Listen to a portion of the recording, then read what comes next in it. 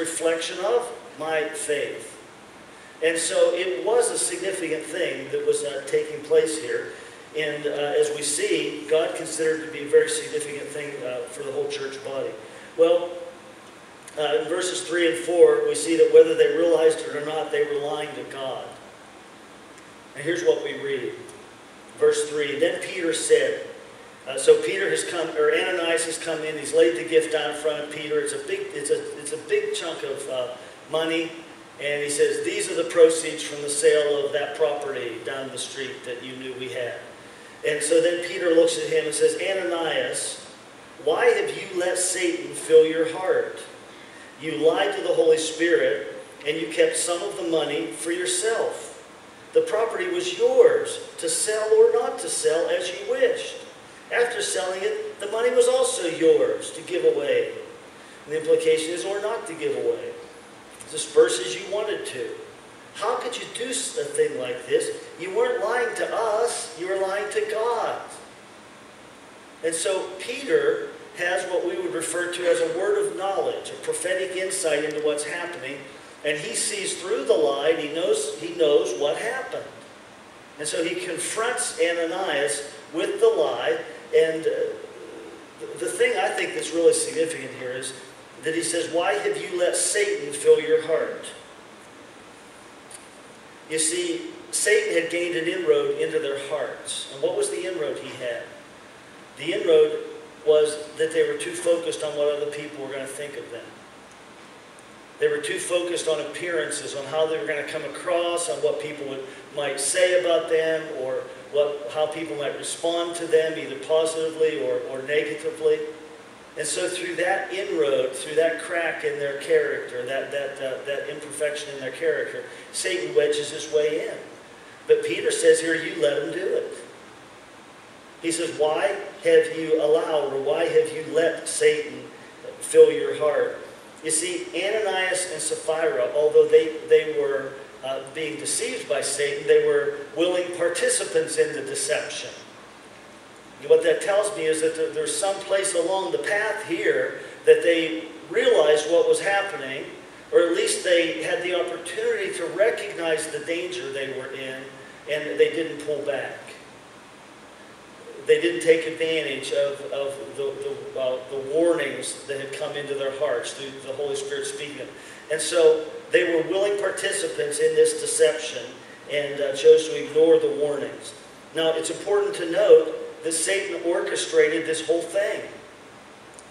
Satan was behind the whole event, and this was one of the earliest, if not the earliest, recorded event of Satan's attack on the early church. Remember, this is a brand new organization. It's a brand new being. It's a baby. And the things that happen at this point in time are going to have a profound impact upon the whole systemic thing of the church and the heart of the church. And so Satan wants to attack the church at its very infancy.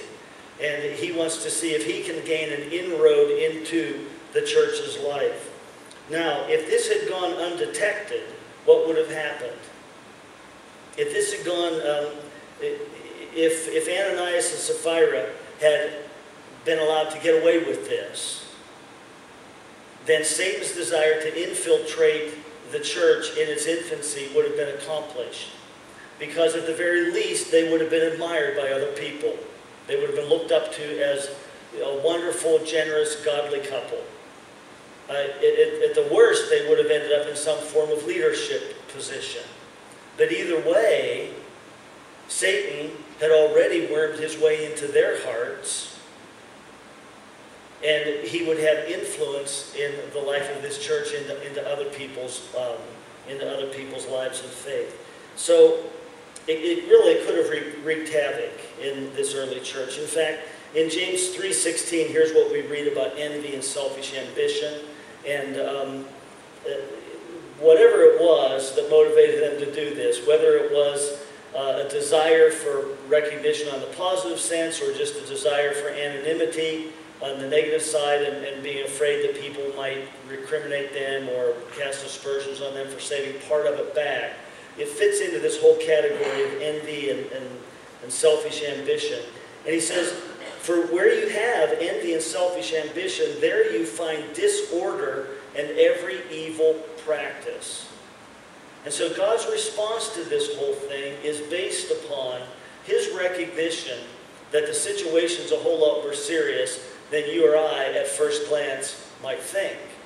And so as we look on at this, it really is important that we recognize that Peter said to them, it was yours to sell or not to sell.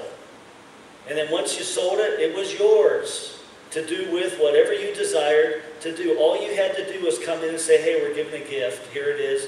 This is the gift. You don't have to do any more than that. But the fact that they lied about it was the real issue here. You see, it wasn't about the money. It wasn't about how much they gave. It wasn't about how much they held back. It was about the fact that they were being deceptive in the presentation of themselves to the apostles and to the rest of the church body. See, it was about the heart, in other words. And I just want to say, it's always about the heart, isn't it? Just about any issue that we face in the Christian life ultimately traces its way back to the heart. And so for me and for you, it raises some questions for us to ask ourselves.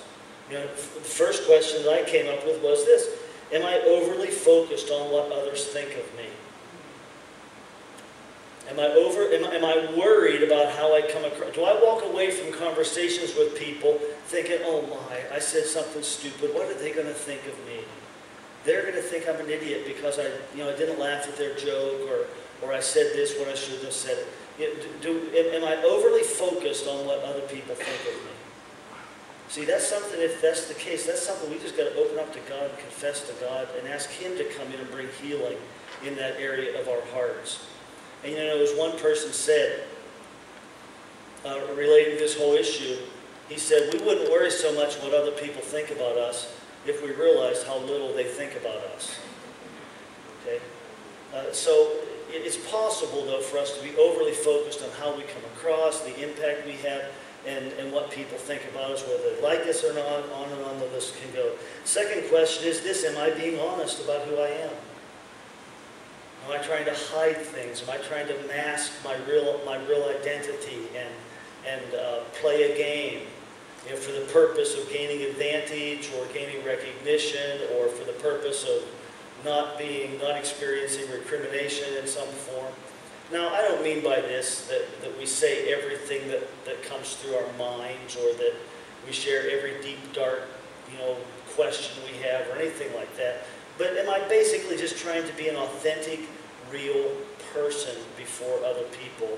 Or am I putting on kind of an aura or a mask that is intended to impress people a certain way with what I want them to think of me? And so, how authentic of a person am I? Am I committed to simply doing what God asks of me? If I could just get that settled in my heart, that God, if I just do what you ask of me, then I can trust you with everything else. Then I don't have to worry about how I come across or what others think of me. Another question: am I content with God's approval? And I think partly we can answer that question by this question: am I willing to serve without recognition? Am I willing to serve, just walk away and say, well, Lord, I'm so glad I was able to serve there, whether I receive recognition or not. And that's not to say that we shouldn't thank people or recognize people who serve, but it's to say that as I serve, I should do it with a free heart and without a whole lot of expectations attached to it. And so as we move on in the story, verses 5 through 10, they paid a very severe penalty for their lie. It says this: as soon as Ananias heard these words, he fell to the floor and died. Everyone who heard about it was terrified. I bet they were terrified. I mean, wouldn't you be? And it says, then some young men got up, wrapped him in a sheet, and took him out and buried him. About 3 hours later, his wife came in, not knowing what had happened. And Peter asked her, was this the price you and your husband received for your land?